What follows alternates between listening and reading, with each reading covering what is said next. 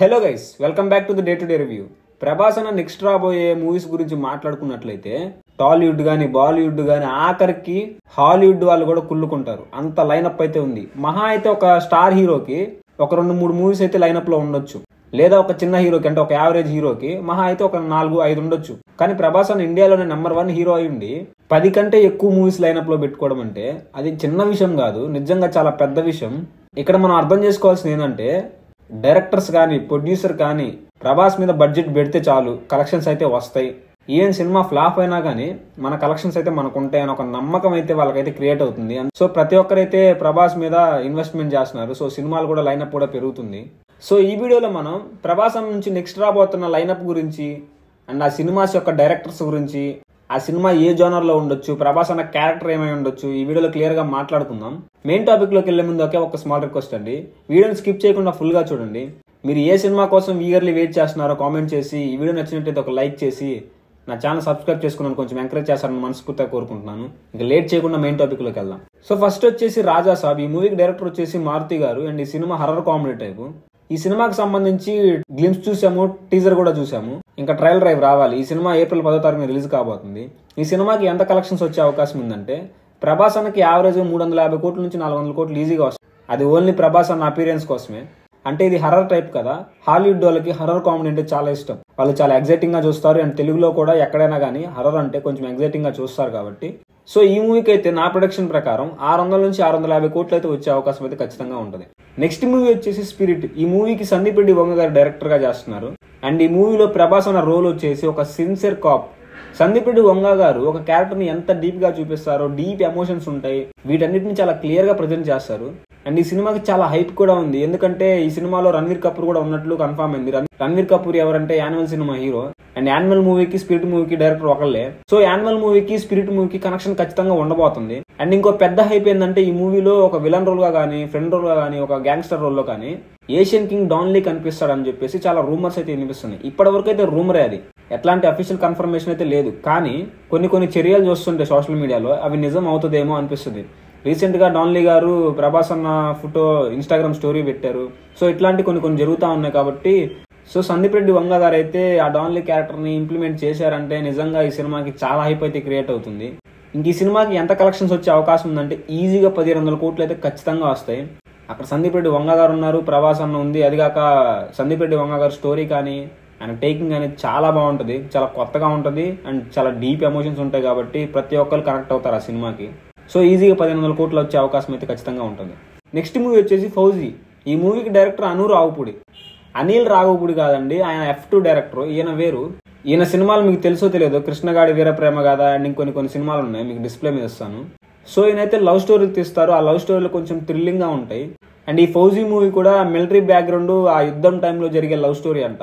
Present అయితే ఈ మూవీకి హైప్ అయితే తక్కువగానే ఉంది, కానీ ఈ మూవీ షూటింగ్ స్టార్ట్ అయిన తర్వాత అసలు హైప్ అనేది క్రియేట్ అవుతుంది అనమాట.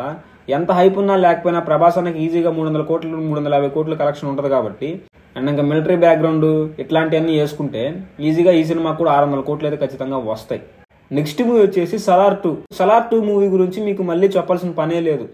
ప్రశాంత్ నీల్ గారు మాస్ డైరెక్షన్, ప్రభాస్ అన్న mass action hero, Ravi Basur గారు మాస్ మ్యూజిక్. ఈ సినిమా ఎప్పుడు వచ్చినా ఈజీగా విధ్వంసం అయితే క్రియేట్ చేస్తుంది. అక్కడ చాలా పెద్ద విధ్వంసం, అది కలెక్షన్స్ పరంగా కావచ్చు, రికార్డ్స్ పరంగా కావచ్చు, ఒక ట్రైలర్ పరంగా కావచ్చు, మోషన్ పోస్టర్ కావచ్చు, ఏదైనా కావచ్చు, రికార్డ్స్ అయితే మళ్ళీ క్రియేట్ చేస్తారు. కొత్త రికార్డులన్నీ, లేదా పాత రికార్డు అయినా చెడిపేస్తుంది. సలార్ 1కి 800 కోట్ల వరకే వచ్చాయి. అంటే అప్పుడు డంకీ క్లాష్ వచ్చింది షారుఖ్ ఖాన్ గారి మూవీ. సో బాలీవుడ్ లో స్క్రీన్స్ పడలేదు కాబట్టి 800 కోట్లు వచ్చింది అక్కడ స్క్రీన్స్ పడకపోయినా. సలార్ 2కి సరైన టైంలో వదిలితే ఎట్లాంటి క్లాష్ లేకపోతే నిజంగా కలెక్షన్స్ పరంగా 2000 కోట్లు ఈజీగా వస్తాయి. ఎందుకంటే సలార్ 1 కంటే సలార్ 2లో ఇంకా యాక్షన్ సీక్వెన్స్ చాలా ఎక్కువగా ఉంటాయి. సలార్ 1లో మనకి ఓన్లీ స్టోరీని చూపించారు, అసలు వాట్ ఈజ్ వాట్ అని చెప్పేసి. ఇంకా సలార్ 2లో ఓన్లీ ఆ కాన్సార్ని దక్కించుకోవడం కోసం తలలు నరుక్కోవడమే అనమాట. ఈ సినిమాకి ఎంత అయిపోయిందో మళ్ళీ ప్రత్యేకించి చెప్పక్కనే లేదు. సలార్ 1లో ఆ క్లైమాక్స్ చూస్తే ప్రతి ఒక్కరికి మెంటల్ ఎక్కుతుంది.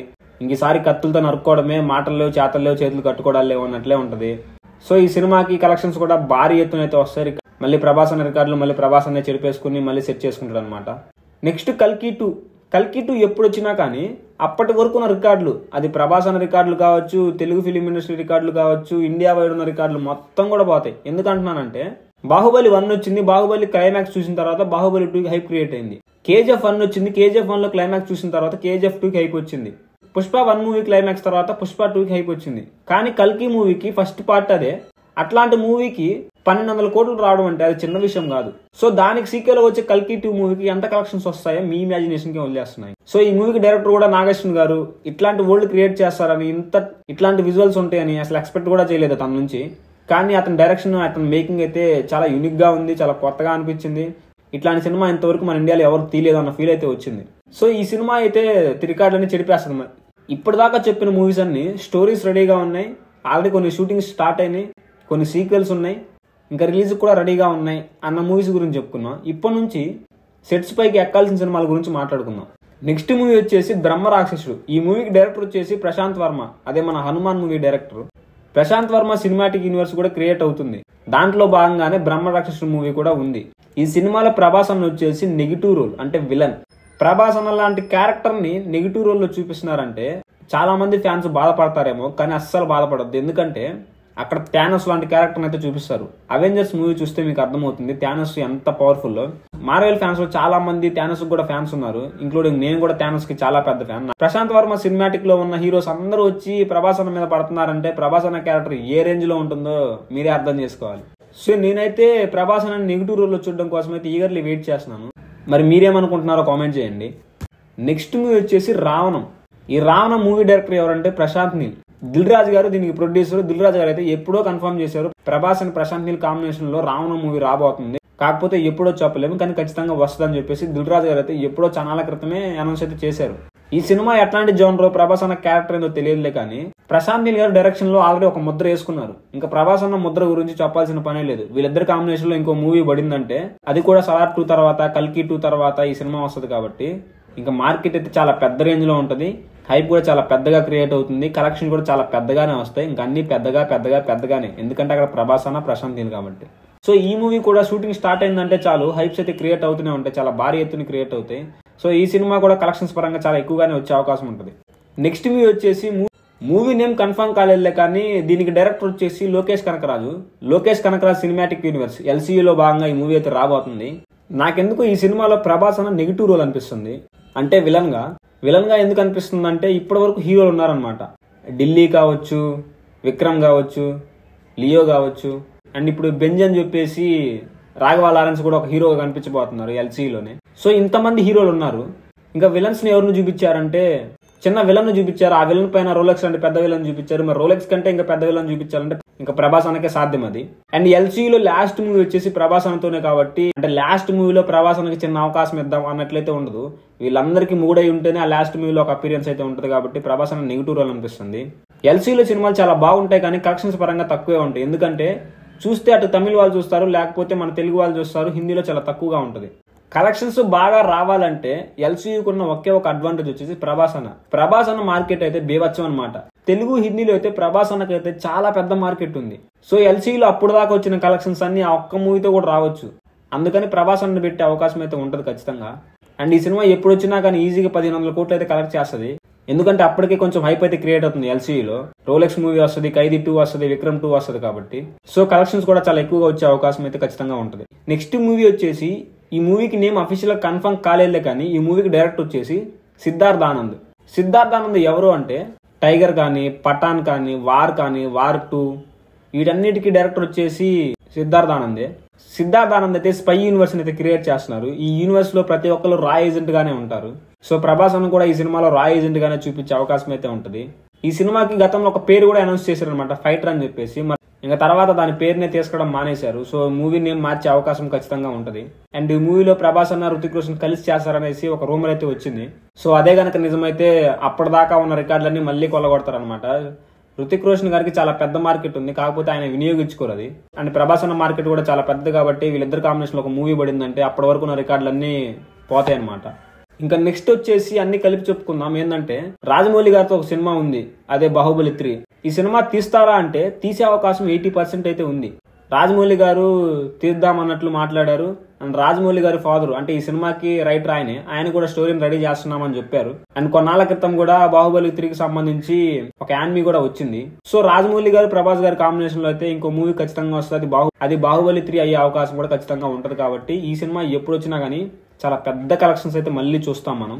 అండ్ ఇంకో మూవీ వచ్చేసి ప్రభాస్ అన్న విత్ పృథ్వీరాజ్ సుకుమారన్, అదే మన వరదరాజమన్నారు. ఈ సినిమాకి డైరెక్టర్ వచ్చేసి పృథ్వీరాజ్. సో వీళ్ళిద్దరు కాంబినేషన్ లో కూడా మూవీ వస్తుందని చెప్పేసి గతంలో అనౌన్స్ అయితే చేశారు. మరి ఇది ఎప్పుడు వస్తుందో తెలియదు. సో ఇట్లా చిన్న చిన్నవి కూడా ఇంకా అనుకోని సినిమాలు, కన్ఫర్మ్ కాని సినిమాలు కూడా చాలా ఉన్నాయి. సో ప్రభాస్ అన్న లైనప్ అయితే చాలా పెద్ద లైనప్. అది అసలు ఎవరు ఎక్స్పెక్ట్ కూడా చేయరు. అది అరాచకం అనమాట, అంత పెద్ద లైనప్ పెట్టుకోవడం అట్లాంటి పెద్ద హీరో. అండ్ ప్రతి ఒక్క డైరెక్టర్, ప్రతి ఒక్క ప్రొడ్యూసర్ కూడా చాలా నమ్మకంగా ఉంటారు ప్రభాస్ అన్న దగ్గర. ఇన్ కేసు సినిమా ఫ్లాప్ అయినా కానీ కలెక్షన్స్ వస్తాయి. చిన్న చిత్తగా కలెక్షన్ రాకపోయినా అది ప్రభాస్ అన్న అతనికి ఇచ్చిన రెమ్యునేషన్ లో మళ్ళీ తిరిగి ఇచ్చేస్తారని ఒక నమ్మకం అయితే ఉంటుంది వాళ్ళకి. అండ్ ప్రభాస్ అన్న మార్కెట్ కూడా చాలా పెద్దగా ఉంటుంది. సో కలెక్షన్స్ కూడా వస్తాయనే ఎక్కువ నమ్మకం ఉంటుంది కాబట్టి ఇంత లైనప్ అయితే క్రియేట్ అవుతుంది. ఇప్పుడు దాకా చెప్పిన మూవీస్ అన్ని ఖచ్చితంగా వచ్చే మూవీసే. ఇంకా రూమర్స్ గా ఉన్న సినిమాలు అయితే చాలా ఉన్నాయి. అవి కూడా అఫీషియల్ కన్ఫర్మ్ అయితే ఇంకా ఓచుకోతే ప్రభాస్ అన్నతో. ఇండియాలో వినిపించే ఒక యాక్టర్ పేరు అంటే ప్రభాస్ అన్న అని చెప్తారు మీ ఫ్యూచర్ లో. సో ప్రభాస్ అన్న మూవీ లైనప్ గురించి అయితే ఇది. మీరైతే ఏ మూవీ కోసం ఈగర్లీ వెయిట్ చేస్తున్నారో కామెంట్ చేయండి. ఇప్పటి వరకు వీడియో చూసేందుకు నిజంగా థ్యాంక్ యూ సో మచ్ అండి. ఈ వీడియో నచ్చినట్లయితే ఒక లైక్ చేసి నా ఛానల్ సబ్స్క్రైబ్ చేసుకుని కొంచెం ఎంకరేజ్ చేస్తారని మనస్ఫూర్తిగా కోరుకుంటాను. నెక్స్ట్ వీడియోలో మళ్ళీ కలుద్దాం. బాయ్.